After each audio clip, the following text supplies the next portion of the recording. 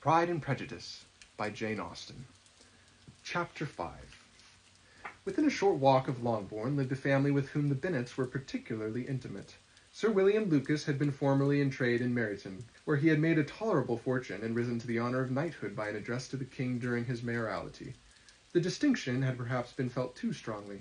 It had given him a disgust to his business and to his residence in a small market town, and quitting them both, he had removed with his family to a house about a mile from Meryton, denominated from that period Lucas Lodge, where he could think with pleasure of his own importance, and unshackled by business, occupy himself solely in being civil to all the world. For though elated by his rank, it did not render him supercilious.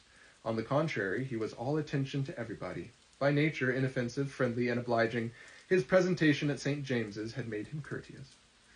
Lady Lucas was a very good kind of woman, not too clever to be a valuable neighbour to Mrs. Bennet. They had several children. The eldest of them, a sensible, intelligent young woman about 27, was Elizabeth's intimate friend.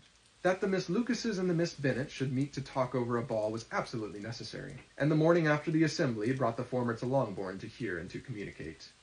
"You began the evening well, Charlotte," said Mrs. Bennet with civil self-command to Miss Lucas. "You were Mr. Bingley's first choice." "Yes, but he seemed to like his second better." "Oh, you mean Jane, I suppose, because he danced with her twice? To be sure, that did seem as if he admired her. Indeed, I rather believed he did. I heard something about it, but I hardly know what. Something about Mr. Robinson." "Perhaps you mean what I overheard between him and Mr. Robinson. Did not I mention it to you? Mr. Robinson's asking him how he liked our Meryton assemblies, and whether he did not think there were a great many pretty women in the room, and which he thought the prettiest. And his answering immediately to the last question, 'Oh, the eldest Miss Bennet, beyond a doubt.' There cannot be two opinions on that point." "Upon my word! Well, that was very decided indeed. That does seem as if... But, however, it may all come to nothing, you know." "My overhearings were more to the purpose than yours, Eliza," said Charlotte. "Mr. Darcy is not so well worth listening to as his friend, is he? Poor Eliza, to be only just tolerable." "I beg you would not put it into Lizzie's head to be vexed by his ill-treatment, for he is such a disagreeable man that it would be quite a misfortune to be liked by him. Mrs. Long told me last night that he sat close to her for half an hour without once opening his lips." "Are you quite sure, ma'am? Is not there a little mistake?" said Jane. "I certainly saw Mr. Darcy speaking to her." "Aye, because she asked him at last how he liked Netherfield, and he could not help but answering her.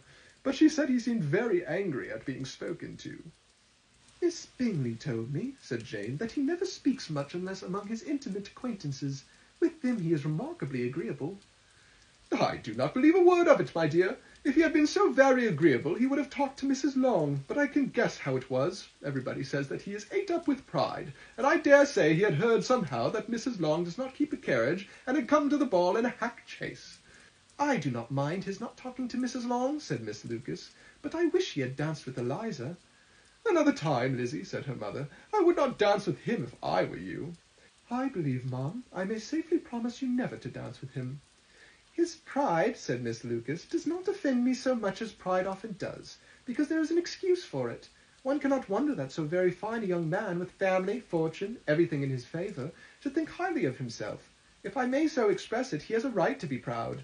"That is very true," replied Elizabeth, "and I could easily forgive his pride if he had not mortified mine."